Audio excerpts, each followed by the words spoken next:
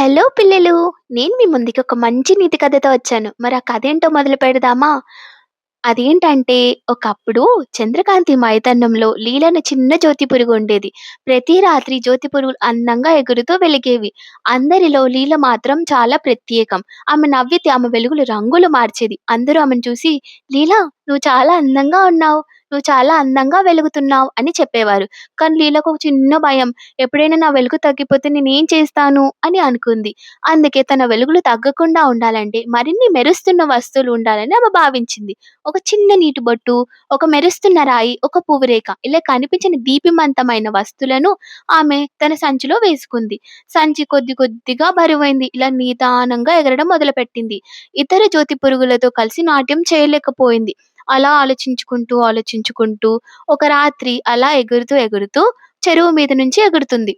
లీల సంచి ఏమో నీటిలో పడిపోయింది. నీల భయపడింది. అయ్యో! నా వస్తువులు పోయాయి. ఇంక నా వెలుగు తగ్గిపోతుంది అని అనుకుంది. అప్పుడు ఆమె స్నేహితులు వచ్చి, "లీల, నీ వెలుగు చూడు" అని చెప్పారు. లీల నీటిని చూసి తన ప్రతిబింబంని చూసింది. ఆమె ఇంతకన్నా మెరుస్తుంది.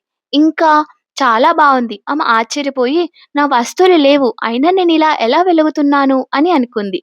అప్పుడు తనలా ఆలోచించుకుంటూ, ఆలోచించుకుంటూ తను చాలా సంతోషపడింది. అప్పుడే చంద్రుడు వచ్చి, "లీల, నువ్వు సేకరించిన వస్తువుల వల్ల నీ వెలుగు రాలేదు. నీ వెలుగు నీ హృదయం, నీ ఆనందం నుండి వస్తుంది. స్నేహితులు మీకు కూడా చెప్తున్నా. నువ్వు చింత పెడితే నీ వెలుగు తగ్గిపోతుంది. అదే నువ్వు సంతోషంగా ఉంటే నీ వెలుగు ఇంకా ఆనందంగా ఉంటుంది." లీల నవ్వి వెంటనే ఆమె వెలుగు మొత్తం మైదానానికి ప్రకాశింపచేసింది.